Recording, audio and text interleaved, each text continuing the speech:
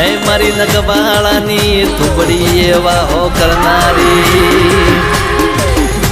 એ મારા પાતા ભાની મોરગતની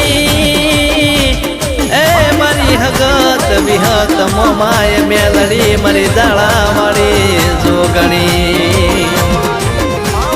કે